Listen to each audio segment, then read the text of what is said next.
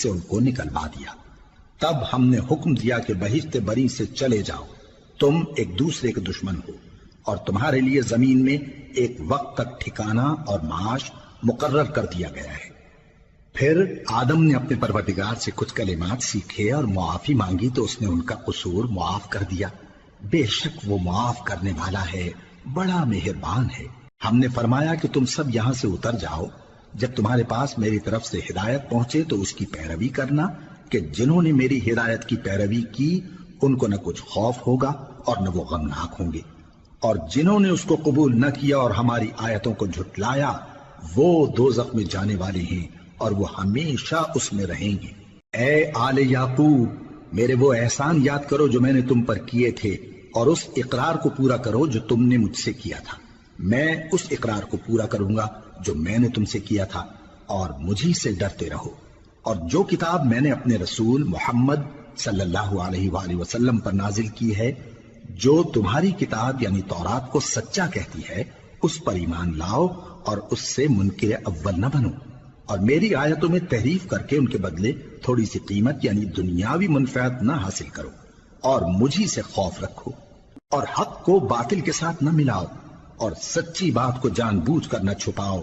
اور نماز پڑھا کرو اور زکوٰۃ دیا کرو، اور اللہ کے آگے جھکنے والوں کے ساتھ جھکا کرو۔ یہ کیا عقل کی بات ہے کہ تم لوگوں کو نیکی کرنے کو کہتے ہو اور اپنے تئیں فراموش کیے دیتے ہو، حالانکہ تم اللہ کی کتاب بھی پڑھتے ہو؟ کیا تم سمجھتے نہیں؟ اور رنج و تکلیف میں صبر اور نماز سے مدد لیا کرو، اور بے شک نماز گراں ہے مگر ان لوگوں پر گراں نہیں جو عجز کرنے والے ہیں، جو یقین کیے ہوئے ہیں کہ وہ اپنے پروردگار سے ملنے والے ہیں اور اس کی طرف لوٹ کر جانے والے ہیں۔ اے یعقوب کی اولاد، میرے وہ احسان یاد کرو جو میں نے تم پر کیے تھے، اور یہ کہ میں نے تم کو جہان کے لوگوں پر فضیلت بخشی تھی، اور اس دن سے ڈرو جب کوئی کسی کے کچھ بھی کام نہ آئے، اور نہ کسی کی سفارش منظور کی جائے، اور نہ کسی سے کسی طرح کا بدلہ قبول کیا جائے، اور نہ لوگ کسی اور طرح مدد حاصل کر سکیں۔ اور ہمارے ان احسانات کو یاد کرو جب ہم نے تم کو قوم فرعون سے نجات بخشی۔ وہ لوگ تم کو بڑا دکھ دیتے تھے، تمہارے بیٹوں کو تو قتل کر ڈالتے تھے اور بیٹیوں کو زندہ رہنے دیتے تھے، اور اس میں تمہارے پروردگار کی طرف سے بڑی سخت آزمائش تھی۔ اور جب ہم نے تمہارے لیے سمندر کو پھاڑ دیا، پھر تم کو تو نجات دی اور فرعون کی قوم کو غرق کر دیا، اور تم دیکھ رہے تھے۔ اور جب ہم نے موسیٰ سے 40 رات کا وعدہ کیا تو تم نے ان کے پیچھے بچڑے کو معبود مقرر کر لیا، اور تم ظلم کر رہے تھے۔ پھر اس کے بعد ہم نے تم کو معاف کر دیا تاکہ تم شکر کرو۔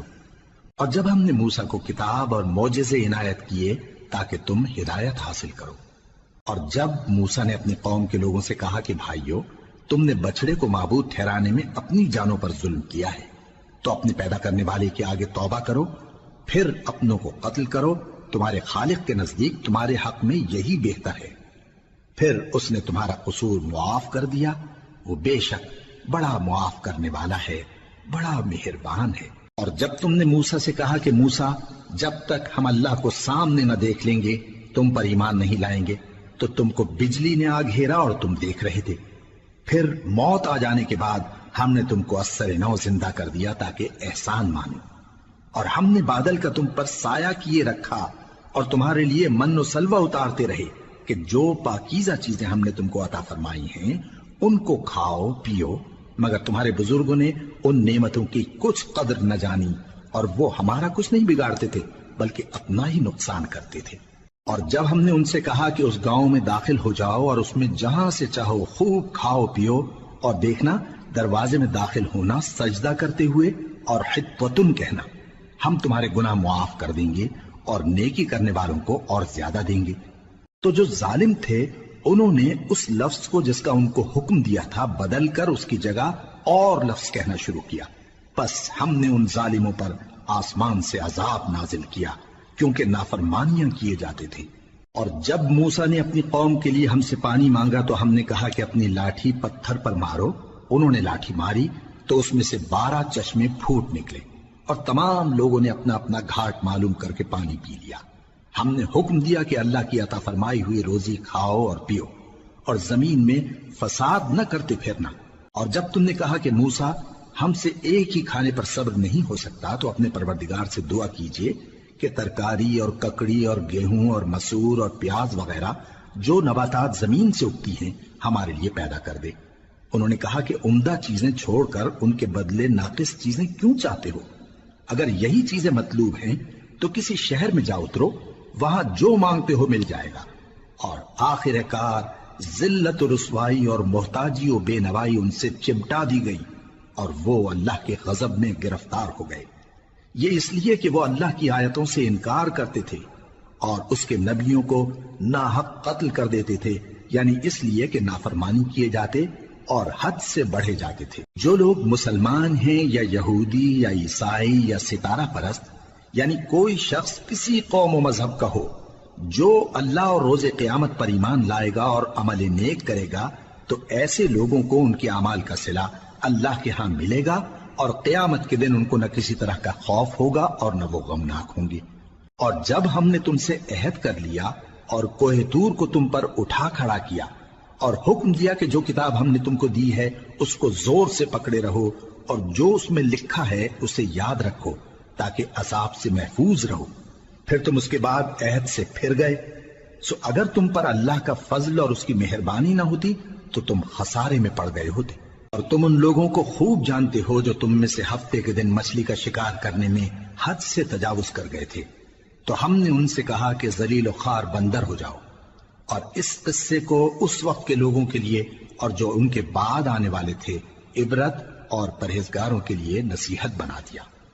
اور جب موسیٰ نے اپنی قوم کے لوگوں سے کہا کہ اللہ تم کو حکم دیتا ہے کہ ایک بیل ذبح کرو، وہ بولے کیا تم ہم سے ہنسی کرتے ہو؟ موسیٰ نے کہا کہ میں اللہ کی پناہ مانگتا ہوں کہ نادان بنوں۔ انہوں نے کہا کہ اپنے پروردگار سے التجا کیجئے کہ وہ ہمیں یہ بتائے کہ وہ بیل کس طرح کا ہو۔ موسیٰ نے کہا پروردگار فرماتا ہے کہ وہ بیل نہ تو بوڑھا ہو اور نہ بچڑا بلکہ ان کے درمیان یعنی جوان ہو، سو جیسا تم کو حکم دیا گیا ہے ویسا کرو۔ انہوں نے کہا اپنے پروردگار سے درخواست کیجئے کہ ہم کو یہ بھی بتا دے کہ اس کا رنگ کیسا ہو۔ موسیٰ نے کہا پروردگار فرماتا ہے کہ اس کا رنگ گہرا زرد ہو کہ دیکھنے والوں کے دل کو خوش کر دیتا ہو۔ انہوں نے کہا اب کے پروردگار سے پھر درخواست کیجئے کہ ہم کو بتا دے کہ وہ اور کس کس طرح کا ہو، کیونکہ بہت سے بیل ہمیں ایک دوسرے کے مشابہ معلوم ہوتے ہیں، اور اللہ نے چاہا تو ہمیں ٹھیک بات معلوم ہو جائے گی۔ موسیٰ نے کہا کہ اللہ فرماتا ہے کہ وہ بیل کام میں لگا ہوا نہ ہو، نہ تو زمین جوتتا ہو اور نہ کھیتی کو پانی دیتا ہو، بے عیب ہو، اس میں کسی طرح کا داغ نہ ہو۔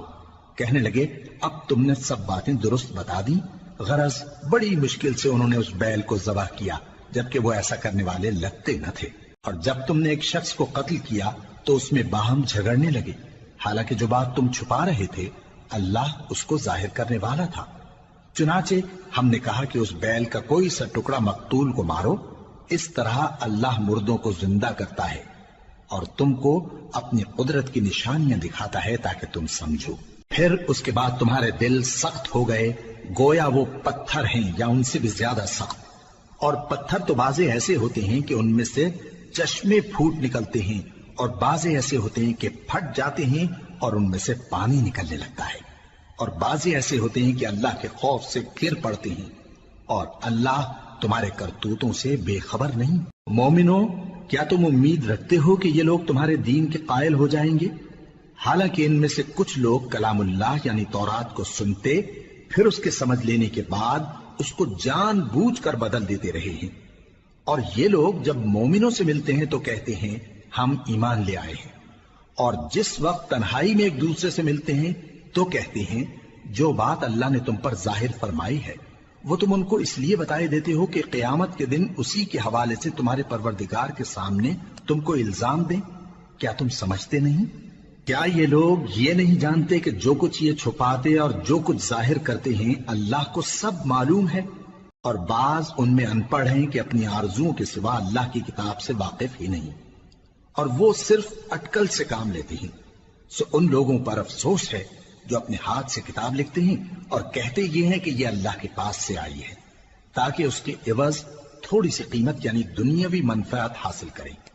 سو ان پر افسوس ہے